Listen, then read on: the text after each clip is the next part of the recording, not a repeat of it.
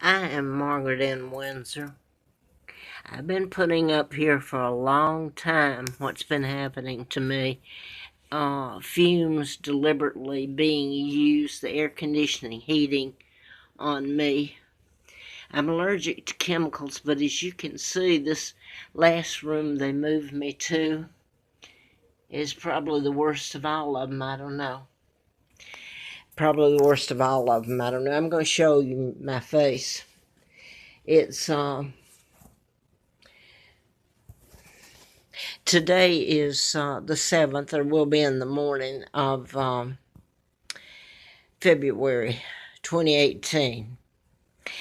And this is what I moved to. I've moved back and forth since July, the middle of July.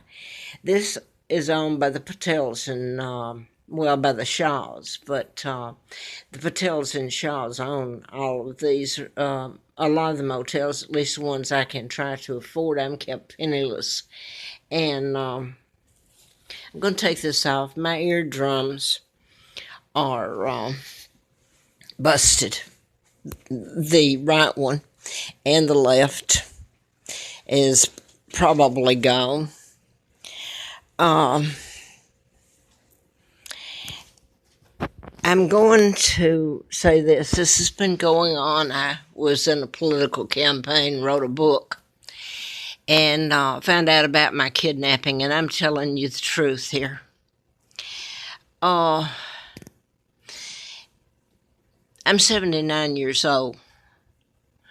I wrote a book about mind control. I work for doctors, and about the Tesla files, which you can cure an illness or create an illness or make disappear of natural cause, even suicide look like you did it rather than the puppets pulling your strings. Well, Larry Flint was one of those that got shot while I was doing the book, and he was shot in Lawrenceville, Georgia. And March of the 6th of 78. And there's a question of if that's really Larry Flynn. I was out there. He helped me in the campaign, and I'm leaving out the hell of my life and my children. I don't even know where they are. They separated us years ago. Almost killed me April Fool Day of 80 after I'd done the book. And, it's a wonder. It was a miracle I lived. And had a letter from the FBI, ongoing investigation, national security involved.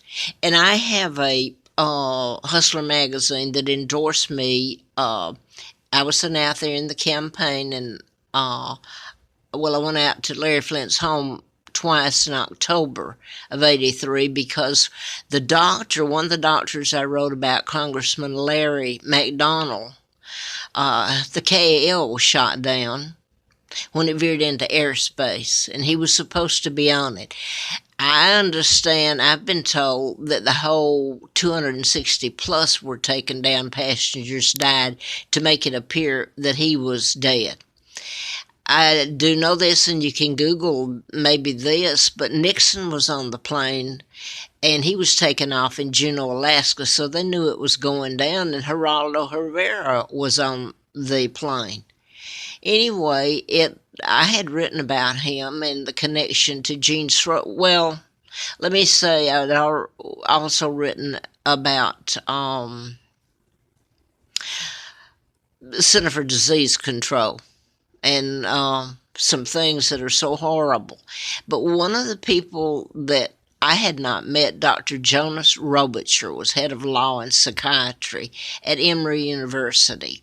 And this is back, he died in 1980, and he was murdered, is how he was murdered.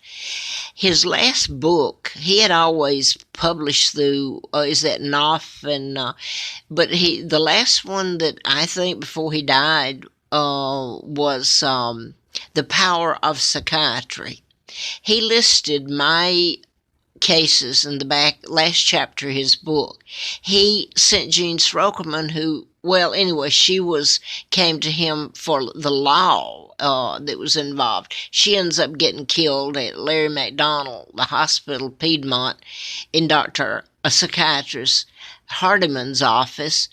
And it gets to be, I've put this up, so I'm not going to go any further. Warren and Rosina Matthews were killed. They were forensic pathologists there uh, at Piedmont Hospital, and they were gunned down in Terrell Mill Estate in Marietta, near where I lived. And I was doing the book about them, part of the chapters about the Warren and Rosina Matthews, because that was prosecuted, and the girl was killed. Well, I don't know what's happened to him, but one of the girls on there, excuse me, I'm so sick and I can hardly hear. And to be moved to this room, from one room to the other, that one's as bad as the other. They've kept me in 4 rooms till this one, so they know this one's got me. But this is the Shaws that own this one. And I'm bouncing around trying to get this up. I'm so sick. I put up an article, and I didn't get it out tonight. I'm so sick. When I looked at this air conditioning heating unit, I got so sick. But they have gotten very wealthy, and supposedly it's because they were sent over here to help me from India. I found out after I was out at Mr. Flint's in the campaign to replace Larry McDonald, whose plane, he was supposed to be on the KAL that was shot down August 31st of 83. Mr. Flint flew me out there, and in the endorsement that I usually put up, it was in Hustler, April of 84. He says, I know who was responsible for his shooting in Lawrenceville, and that was Dr. Larry McDonald. So I've put this up, and if I'm bouncing around, you should try walking in my shoes. I have told this on YouTube and Facebook. I cannot get an attorney because now then they become so wealthy, the Shaws and Patels, they're the ones that have allowed this to happen in their motels, one to the other, being soaked in chemicals. I'm allergic to chemicals. I have an autoimmune disorder, and when toxic fumes trigger it, and my immune system will get so low or shut down. And the inflammation that's caused over a period of time, if you're subjected to what I have been, will cause all kinds of damages to your heart, lungs, your kidneys, your liver, your vascular system. But about 2 weeks ago, I pay the rent by week on a Tuesday, and I can hardly afford it.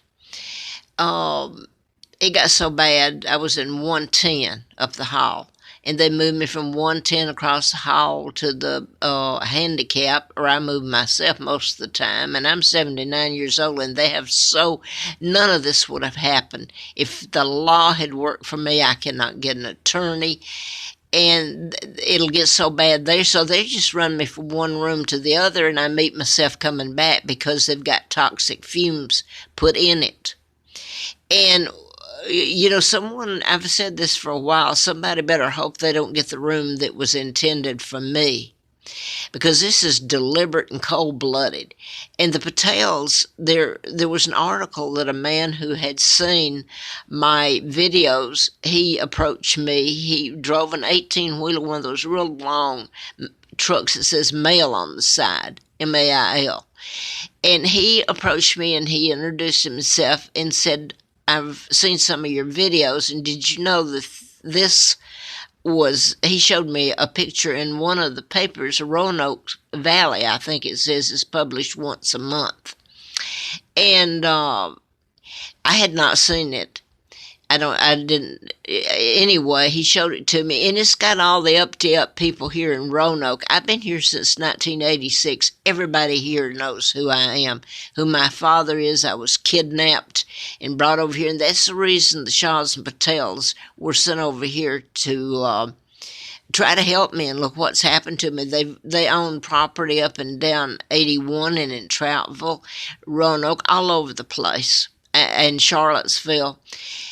But the thing in the article, it told about the up-to-ups here in Roanoke had a banquet for Sonny Shaw, and this is where I'm living now. He owns it, if you call it living. and talking about he was a great entrepreneur and all the hotels and motels that he had opened. And I've got the article. I've put it in Facebook and other YouTubes, and it referenced Bob Goodlatte. I don't know that he was actually showed up. A couple of these showed up, and about 3 or 4 may have just sent their best wishes and how, which a representative here for the banquet, talking about how great he is. They are. Okay, in it, they told about Heather.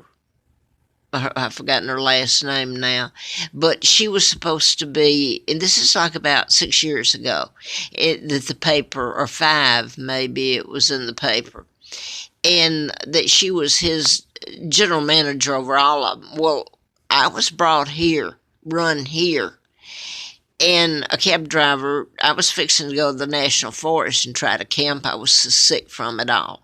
He brought me here and told me that it was clean, and I came here, and I knew he owned it. I either leave, and I'm run back here because this deals with my kidnapping and the book I wrote, and my immune system has been used to run me, and I quote, and kill me, I quote a Virginia State Trooper, Carl Barton, who told me, his wife did, and he, it was in '09, he said, this is how we run you with chemicals. Well, I can even tell that, and people don't want to hear it. They do not want to hear any of this. Your media knows it. They will not touch it. So, and I hate to quote Carl Barton because he seems to be the nice guy. He even gave me his address in Galax, and he had worked in Alexandria, I believe, Virginia, as state trooper till he retired to Galax. But anyway, he told me that, and there's a bit more about that. But I quote him because, I even tell that people do not want to hear any of it. They don't want to get involved. They're afraid of it. You've got the law enforcement that's involved in it. My God, I got the letter from the FBI June the 23rd of 79 when I did the book, was doing the book, and Larry Flint was shot. Ongoing investigation, national security getting involved. Well, it sure is ongoing because I have lived in hell. And I can't live long. My hearing out of here is all gone. And this I can hardly hear out of. And it's from breathing the toxic fumes. I was just over there trying to see this. I couldn't stand it. And lo and behold, you see what came up on it. They brought me back here, and I have to move my things. The one man did help me move, but isn't that something? Move me from one hellhole to another. I won't be alive. I've put so much up. Nobody will touch it, no attorney, because they're afraid of it. And I'm going to mention here, I've already put it up, and these people should be held accountable. Bob Goodlatte just retired, and nobody could tell you why. The media couldn't. Well, he's going to retire this spring, but he told it a couple of months ago. I've put his name up because he is on the Intelligence Committee, and a couple of these other former governors of Virginia are on Intelligence and Judicial Committees. The one that put people under oath and tell them they have to tell the truth. You better put these people under oath. Tim Kaine was a former governor, and lo and behold, he ran on the ticket with Hillary Clinton. He knows all about this. He's the one that said he was going to send Jens Zorings, the German diplomat's son, back to Germany, and then a few days, he was replaced because McDonnell became governor, and he rescinded the order and wouldn't let Jens go back. But they mentioned a bit about there's a lot concerning the murders and how they were done that connects with what I was writing about, and tried to continue telling after I was almost killed. So I I don't know, I can't live. My life has been a living hell, and to come down to this place, it smelled all right. The thing is, the other day when I was so sick, I've been here since mid-July, and I mean, the man knew I was so sick and knows all about it. He's from India, but I mean, these are Americans that know all about it too. And who do you think's instigating it? The law enforcement will get things on someone and cause them to either help in what's being done to me for the good or the bad. And they do it because they'll threaten their children or they'll threaten with safety codes. You can imagine what law enforcement can do, and people don't have to take it. They're criminal as hell. And if I'm babbling right now, I've been through hell. And this is illegal, the whole friggin' mess that's happened to me. I happened to pick this mask up and put it on just now to come and look at this air conditioning because I'm pretty aware of all of them, how they look. They're old, and this has been remodeled here. See, I've even put this to shield me from it, to keep it from blowing on me, but it didn't matter. It's horrible. They even had a sliding glass door where I couldn't open it across the hall. It's strange how people can be talked into doing things to a helpless woman who's run and lived in national forest to get away from, just to have a place to be. And then the law has been used to run me. Bob Goodlatte was over the agriculture, which is over the forestry, and the rangers, which is the law enforcement on the Jefferson, the national forest. The rangers are. And I went up there because the same thing was going on then, except I could put on a backpack and get a bedroll and go, even as cold as it was and freezing. But Bob Goodlatte, I would go in his office, SunTrust office down here in Roanoke, and John Edwards is Virginia State Senator for years and years. I haven't been in their office in a while, but I did go in their offices many, many times, and they are very aware of my kidnapping, who I am. I was brought to America in 1941, given another name. Larry Flint knew about it when he brought me out there during the campaign after he'd been shot. I'd never met him, Mr. Flint. But he told me when I walked, he sent a limo driver to the airport after me. Limo driver was black, and he said, I don't know why Mr. Flint called me tonight and wanted me to come and pick you up. He said, but please give him my card when you see him, because he was my best friend when he was shot in Lawrenceville. Now, this is in October 1983.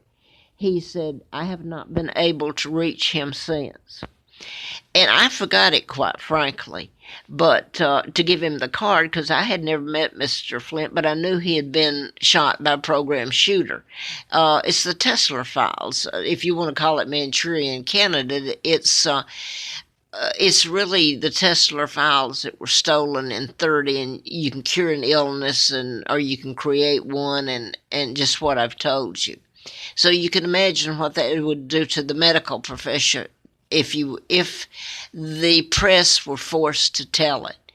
But I'm going to stop because I put it on Facebook, and I have some people who no, it's true. They don't doubt it. They just don't want to butt heads with the people involved. But I want to get back real quick to Bob Goodlatte. I'm seeing if this will go up. The last time I was in his office in John Edwards, I walked back out of